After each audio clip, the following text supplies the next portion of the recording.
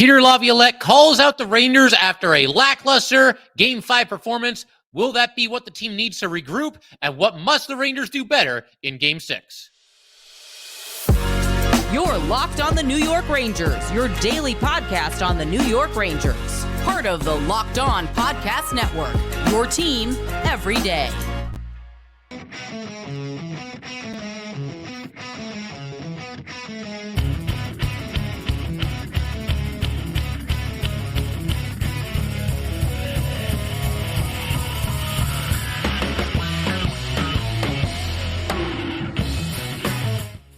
Welcome back, Blue Shirts fans, to episode number 1078 of the Locked On New York Rangers podcast. I'm your host, John Chick. Just want to thank you guys, as always, for making Locked On New York Rangers your first listen every day. We are free and available on all platforms, including YouTube. And today's episode of Locked On New York Rangers is brought to you by FanDuel. Make every moment more. Right now, new customers get $150 in bonus bets with any winning $5 bet. That's $150 with any winning $5 bet. Visit FanDuel.com/LockedOn to get started. And we are, of course, part of the Locked On Podcast Network, your team every day. So, obviously, rough showing for the Rangers in Game 5. The third period is what really stood out, but I really felt watching that game, even going into the third period, that the Rangers really had not played their best, had not played their brand of hockey, and even though they were winning, was one of their weaker performances thus far of the Stanley Cup playoffs. And you couple that with the third period, and it turned out to be just that, the worst performance the Rangers have had in this current playoff run. And Peter Laviolette seemed to share those sentiments. He was not happy after this game. He saw a lot of what I saw and what I think a lot of you did as well, and that is, once again, that the Rangers, wasn't just the third period, they simply were not playing their game really throughout this entire matchup in Game 5 against the Carolina Hurricanes. Chance to close out the series at home, a lead in the third period, and just not able to do so. And, it's one thing if both teams are just, skating hard and competing their tails off, and back and forth we go, and the Canes find some way to score 2 goals and win 2-1. I mean, it wouldn't be ideal, obviously, but you could at least live with that. But again, take nothing away from what the Canes did, but I felt like the Rangers really shot themselves in the foot, just not being ready to go and not being ready to empty the tank in a Game 5, third period, where you have a chance to close out the series and move on to the Eastern Conference Final. But you watch this game from start to finish, and Laviolette saw a lot of the same things that we did. No forecheck, no real jam of any kind, and just not the kind of energy, the kind of drive that you need to close out a very good team like the Carolina Hurricanes. And I want to get into a couple of Laviolette's quotes, a couple from some players here as well after the game. This is what Laviolette had to say about the Game 5 performance. It just wasn't the night that we were looking to have. It was more than the third period. It wasn't a reflection of who we were for the majority of the year. And if you can't tell by that quote, we have the beat writers, the Ranger beat writers, to confirm it for us. They're obviously there and asking him all these questions. And they all pretty much noted that this is obviously the most upset that Laviolette has been with his team's performance in the playoffs. I mean, that kind of goes without saying, given the fact that they are 7-2 thus far in the playoff run. And before Game 3, it had been a month since the Rangers even lost a game. So it's been a long time since Laviolette was as upset with the Rangers as he was following this performance. And obviously it was, warranted with the way that they played in this one. It wasn't all doom and gloom, though. I did want to, shine a little bit of a spotlight at a more positive quote. I believe this one came from just a little bit earlier today. For reference, it is Tuesday as I'm recording this, but this is what Laviolette had to say regarding Game 6 and just the situation that the Rangers are now facing, because obviously this is going to be a dogfight the rest of the way here, and you still just need one win. I mean, that's it, but much easier said than done against a good team. This is what Laviolette had to say for what's ahead. There's been games this year where we haven't played well, and the guys responded with a much better effort the next game. So there's some history there. We'll look to take the day today to reset, get in good work tomorrow, and then be ready. And that goes back to something that I was talking about. It's something that really, before the playoffs even started, as we were going along this year, through a really hot start for the Rangers in 2023, and then the struggles in January, but then, obviously finishing really strong. One thing that this Ranger team seemed to do very well all season is when they had a really bad game. And I wouldn't classify Game 4 as like a bad game. Certainly they can play better than that, but it was back and forth. It was competitive. They had a nice rally in the third period in that game, did the Rangers. This is their first like truly bad game in a long time. And as Laviolette said, they have answered the bell every single time this year, just about every single time this year, when they're coming off of one of those just absolute, train wreck type games, or games where they're just not at their best, can't seem to find that fifth gear. That's when this Ranger team really seems to hit the ground running, really starts to play with the desperation and the urgency and the energy needed to win a big game, and obviously none bigger than this game coming up. And it's fair to wonder why that simply wasn't there for Game 5. I don't really have any answers there. The only thing I can really think of is the Canes had more desperation than the Rangers, based on the fact that the Canes are facing elimination. The Rangers are not. But I think now, that should be their wake-up call. Okay, it's time to get serious. It's time to go, and it's time to win the fourth game of this series. And as we mentioned in the last episode, I do think that, the fourth game in a series, and it gets more and more true the deeper you go into the playoffs, the fourth win in a series is always the most difficult one, or usually the most difficult one. The only way that it gets easier is if the team you're playing, is facing adversity and they just lie down and die. But you don't see that happen very often in the Stanley Cup playoffs. Teams tend to fight back and, hold on to the dream of winning the Stanley Cup. And I think we saw that from the Canes. But as I mentioned, the Rangers do have to play with more desperation. We're going to talk about that a little bit more later in today's episode. Also going to talk about other things that the Rangers have to do well, have to do better in Game 6, and they certainly did in Game 5. There were a couple of other quotes here. You got one from Chris Kreider. If you'd told me we'd be 3-2 against the second best team in the league with an opportunity to close it out, it's a pretty good spot to be in. So just go down there and be better, be more detailed, work for each other, and find a way to win a game. It's pretty much cookie cutter stuff, and it kind of echoes a lot of the things that I think the fans have been saying, the more positive fans, and I threw out there in the last episode. They are in the second round of the playoffs. They are up 3-2 against a team that a lot of people, figured could win the Stanley Cup this year. I feel like Carolina and Florida were maybe the really popular picks at various points throughout the season, certainly going into the playoffs as well. But they are in a good spot, and they've got another shot at it. That's the bottom line. And then Jacob Trouba had this to say regarding Game 5. It's a bad period. I don't think we're going to sit here and break it down 100 times and try to fix a bunch of things. We played a bad period. We've played a pretty consistently good game throughout the playoffs, and that's the game we want to get back to in Raleigh. And with all due respect to the Ranger captain, like I said, I don't feel like it was just a bad period. Now, of course, the third period stands out more than the first two, but the Rangers just did not have their A game in this one from start to finish. And it's difficult to figure out why. But as Laviolette mentioned, and I'll echo it again here, this team does tend to respond to adversity, and they tend to be at their best following, a really rough showing. And they got to figure out a way to do that in the playoffs, just as they did in the regular season throughout the year. And the question that I'll kind of propose to you guys, are the Rangers a Stanley Cup championship team? That remains to be seen. Obviously, this story is yet to be written. We're going to find out pretty soon one way or the other, though, in the next couple of days. Hopefully we find out on Thursday that the Rangers either are or they're simply not. Because if you can take the Canes' best shot, and the Canes obviously had that big rally in the third period. They were at their absolute best when they needed to be. If you can throw that right back in their face in their building in Game 6, figure out a way to win this series, then I think just like that, a lot of people that are all doom and gloom right now are going to be kind of back on the bandwagon and feeling good again. And okay, you know what? They took their best shot. Things got dicey there, but the Rangers found a way to get it done. But obviously, we're not going to feel that way if the Rangers don't score at least one more goal than the Canes do on Thursday. An oversimplification to be sure, but the bottom line, the Rangers have to dig deep, get back to what they were doing, and figure out a way to win a hockey game and figure out a way to overcome this adversity, because the Canes have gotten back into the series, and the Rangers have to figure out a way to get this done with and move on to the Eastern Conference Final. So, yeah, we're going to keep everything moving. In just a second here, I want to highlight a couple of things that I think the Rangers can do better going forward. We're also going to wonder if going on the road is just what the doctor ordered for the Rangers in Game 6. We will talk about all that good stuff in just a second.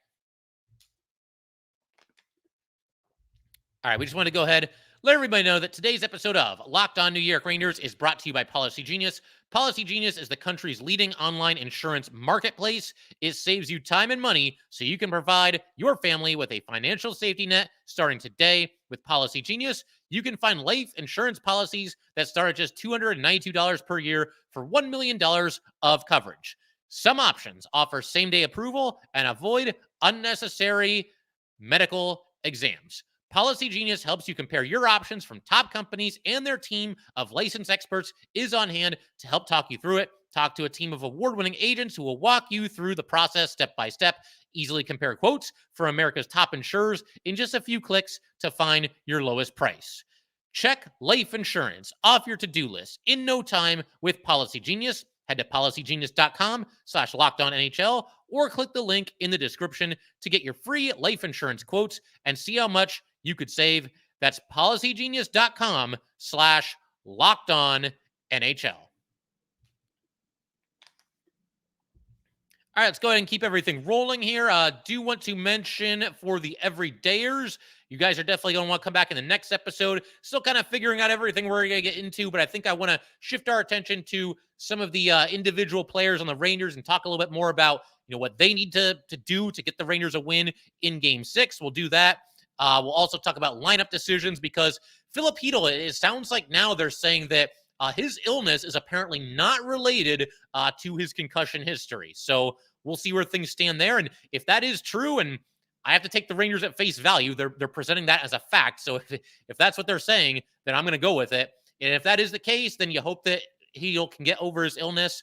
Didn't feel good on the morning of Game 5, I believe it was. And you got that extra day here that we've been talking about. Maybe he's ready to go in the lineup for Game 6. And that would obviously be very nice. I think it would give the Rangers a boost as well. And we'll talk about that and other lineup decisions in tomorrow's episode. But for right now, a couple of things that the Rangers must do better as a team. To begin with, this is the obvious one. I think it's obvious to anybody that watched this game, watched this team all season, probably even for people that have never watched hockey before. You could take somebody that's never watched an NHL hockey game, put them in front of the TV, and they'd come to the same conclusion as well. The Rangers very simply need to play with more desperation and more urgency. There was not nearly enough of it throughout this game.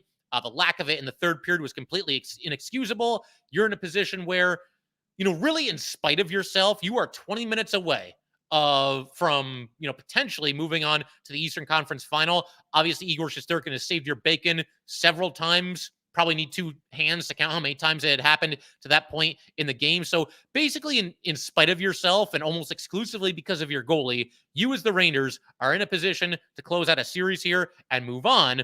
And you come out and you play like that in the third period. Just not good enough. And obviously, just not what you would expect from this team that, again, is in a position to eliminate a really tough opponent and be able to move on and even get a little bit of extra time off before the next round starts. And, we can talk about X's and O's all we want and zone entries and penalty killing and all these other things. But we as Ranger fans, we know what it looks like when this team is going full bore, when this team is playing with that urgency and that desperation that you need to be successful in this league. And that certainly was not it in the third period or really a whole lot else of Game 5. That there weren't many portions of this game where you felt like the Rangers really had the edge, had the Canes back on their heels. Very, very few and very, very far between for, that being the case. The Rangers having the better of play in Game 5. The Rangers have it in them. We've seen it throughout the season, and they're going to get another chance in Game 6. But as I said in the last episode, if you're the New York Rangers, we're talking about urgency and desperation here. Treat this game, somehow do a Jedi mind trick on yourself, trick yourself into believing that you're the team that is down 3-2, and your season is on the line. And you have to go out there and do everything you can and empty the tank and not take a single shift off, not have a single second where you're not out there giving it everything that you can possibly give, because that's the kind of desperation we've seen the Canes play with, certainly in the third period in Game 5. That's the kind of desperation they're going to have while still facing elimination in Game 6, and that's the kind of desperation that the Rangers are going to need if they're going to close out this series on the road. So that's first and foremost. Beyond that, I'm going to say more physicality and a little bit more edge from the Rangers. I will say I was pretty surprised to find out, looking back at the box score and just looking at a couple of things before I hit record here today, that the Rangers actually out-hit the Canes in Game 5 and did so by a pretty solid margin. The final tally was 32-23, but it didn't really feel like it. The only really impactful hit that I can remember was, Trouba basically steamrolled somebody in the neutral zone. I think it was pretty close to the Ranger blue line. Besides that, not a lot of really impactful hits. And on top of that, more edge. the physicality and the hit totals are one thing. Let's just see the Rangers really bring it. Let's see them bring the fire. Let's see them get in somebody's face. We've talked about in this series about how, the temperature's rising, early in the series, game 2, game 3, and guys are in each other's face, and this guy wants to fight that guy, and we've got a scrum in front of Andersen, or we've got a scrum in front of Igor Shesterkin, whatever the case might be. This game, it felt like the temperature dropped a little bit, and it almost felt like the Canes kind of sensed that the Rangers weren't at the top of their game, weren't as razor sharp as they had been in other, portions of this series. And as a result of that, the Canes basically kind of just let a sleeping dog lie. I was really surprised just how few extracurriculars there were, how little pushing and shoving there was after the play. I mean, there's always going to be a little bit of that. Tony DeAngelo was in the middle of something. I do remember that. But let's get back, if you're the Rangers, to being the aggressors. Nothing stupid that's going to get you a penalty. No cheap shotting somebody in the face. But, man, can we see like a little push or a little shove after the whistle? One of those things that doesn't go completely overboard and isn't going to land you in the penalty box. Maybe you stand over the goalie after a play, a little snow shower. Maybe maybe the end of the first period. Maybe the game is like scoreless at the end of the first period in game 1, or maybe we're tied 1-1, and maybe a hit just a little bit after the buzzer. Again, not the kind of thing that's going to cause you to take a penalty, but just one of those things that sends a little bit of a message. And yeah, we're here and we're physically and mentally engaged in this game, and we're bringing it. That's something that I think needs to happen. Just a little bit more edge from this Ranger team, even a little more chirping. I know talk is cheap and everything, but I mean, there are players that, incorporate that into their game.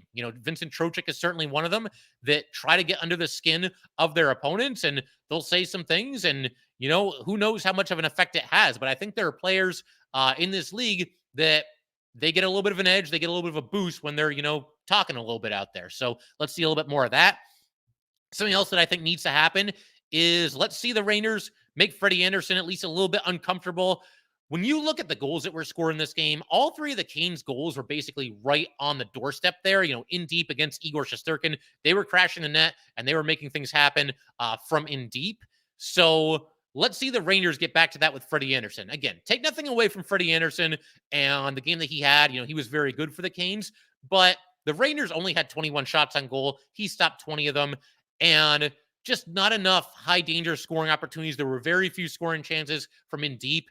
The Rangers had a chance, I think it was Panarin from behind the net to Trocheck to maybe tie the game when it was 2-1 in favor of the Canes, but that shot was stopped, and scoring chances like that, once again, were quite the rarity for the Rangers in this matchup. So let's just do something, get somebody in the crease there, cause some traffic, cause some chaos, screen the goalie a little bit, do whatever you got to do. But I just felt like, again, Andersen played well, but the Rangers did not do nearly enough to really test him. And we've seen earlier in the series when the Rangers really test him and they really apply the pressure, they have gotten to him several times in this series. So obviously you hope they get back to that. And again, just make things a little bit more difficult. I'm not saying you got to run him or, make contact with his head or anything like that. None of that stuff. Just things that are going to make him a little uncomfortable, get some traffic in there, block his vision a little bit, get back to the screening and whatnot, do something to make Freddie Andersen not have quite as comfortable of a night as he had in Game 5 in the Garden.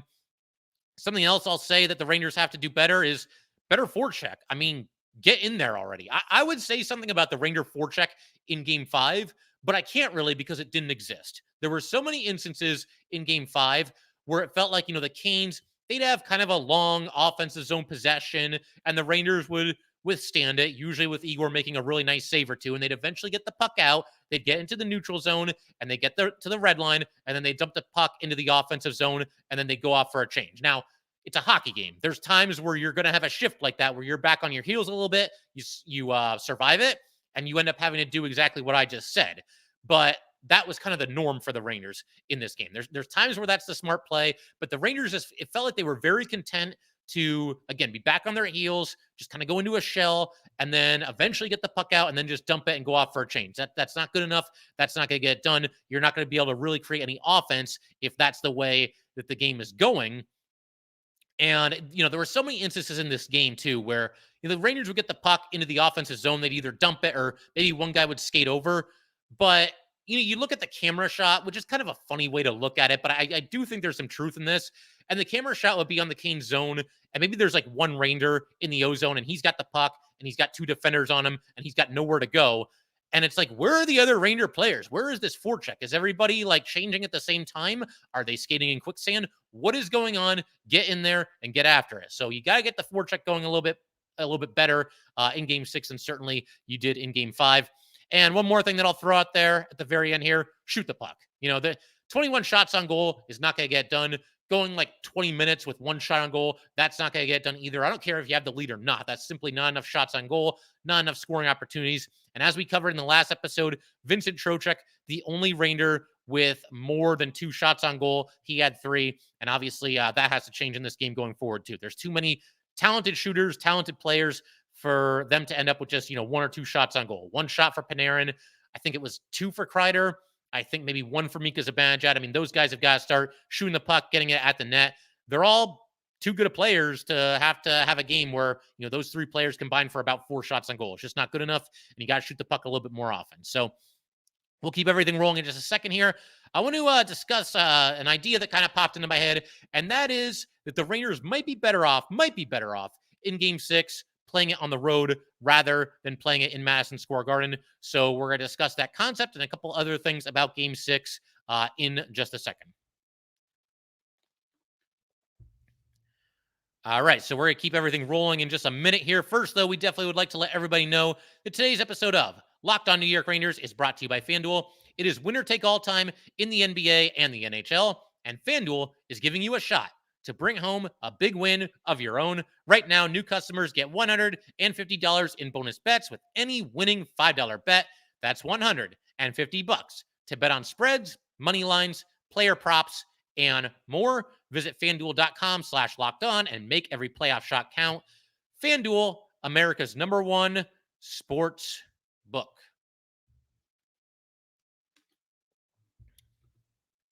Are you watching Fox Sports or ESPN on your TV all day? Have to turn down the volume with all that shouting? Make the switch to Locked On Sports today, a free 24/7 sports streaming channel programmed for you every day to bring you the biggest stories without all the screaming. Locked On Sports Today brings you can't-miss analysis, opinions, and news streaming 24/7 on YouTube or the free Amazon Fire TV channels app, part of the Locked On Podcast Network, your team every day. So, Game 6, obviously Rangers going back on the road, and on one hand, you kind of see this as a little bit of a dicey situation because now the Canes, based on what's happened in these last 2 games, they are a single home win away from forcing this to a Game 7.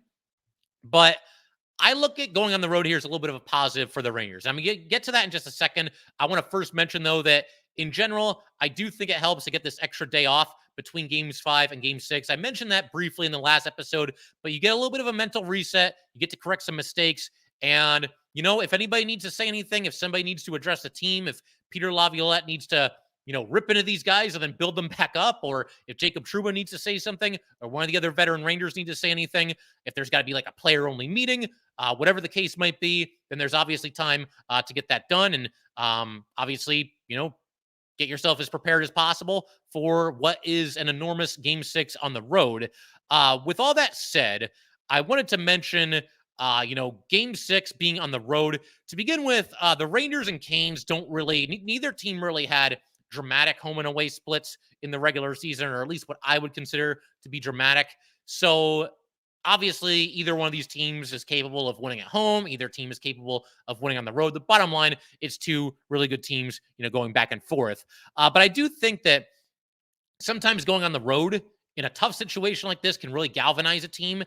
Maybe the Rangers need to get back to that us against the world mentality. We saw that kind of work for this core group of players 2 years ago during their playoff run. They had to win a Game 6 in Pittsburgh to stay alive, which they did. They also had to win a Game 7 at the Canes to win the series, and they did that as well. And look, that PNC is going to be loud on Thursday. There's going to be a good amount of Ranger fans in there too, but the Canes fans are going to be loud.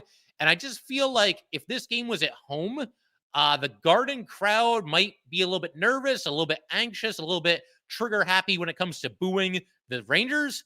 We did hear some booing in Game 5. This was after the Rangers had given up the lead in the 3rd period. They had a power play opportunity when they were down by 2 goals, and just a lousy power play 2 minutes for the Rangers. I mean, nothing even resembling a quality scoring chance. The Rangers would get the puck over, the Canes would take it away, they'd shoot it down the ice.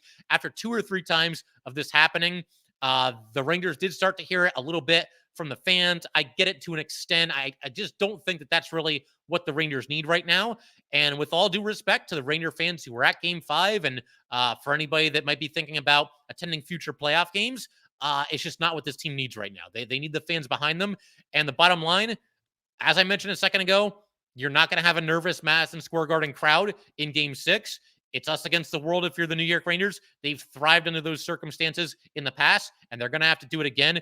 And again, it's just kind of a gut feel that it might be a good thing that this one is on the road rather than at home. And on top of that, the Rangers over the years have, the last couple of years anyway, have fared very well when it comes to playing on the road against the Carolina Hurricanes.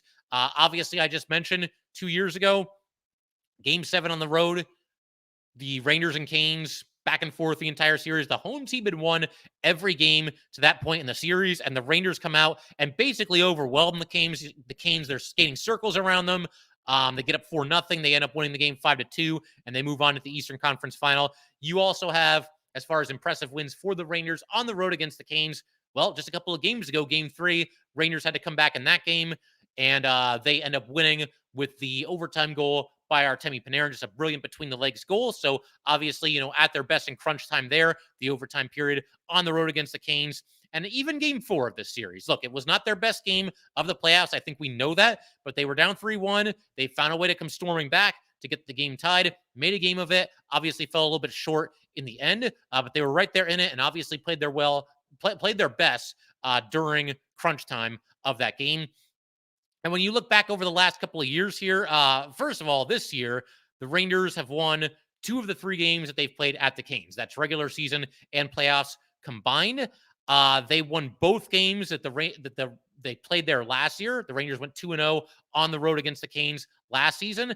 And if we throw in, once again, Game 7 from a couple of years ago, the Rangers won that as well. So that means that even after the Game 4 loss on the road, the Rangers have defeated the Canes in 4 of the last 5 matchups, playoffs and regular season combined, when they've played the Canes on the road. So the Rangers have mostly done well in that building, and obviously we hope they've got at least one more big-time performance in PNC. I mean, the bottom line, that whatever happens, it's the last time the Rangers are going to be playing the Canes on the road in Game 6. And again, that building has been kind to them. They've found a way typically to play their A game there, and it's needed one more time. They got to come out strong in this next one and figure out a way to get this series closed and move on and let us all collectively breathe a sigh of relief. That would be a wonderful thing if it were to happen on Thursday. But figure we could pretty much call it there. If you guys would like to get in touch with this podcast, please send an email to lockedonnyrangers@gmail.com. Once again, that is lockedonnyrangers@gmail.com. Definitely give us a follow on Twitter as well, @LO_NY_Rangers. Once again, that is @LO_NY_Rangers. And definitely subscribe to Locked On New York Rangers YouTube channel. We are right there as far as 3,000 subscribers. So again, thanks to you that have already subscribed. And this is, of course, a daily podcast. So you hit that subscription button and you'll be notified, whenever a new episode drops. So once again, thank you guys as always, and I will see you next time.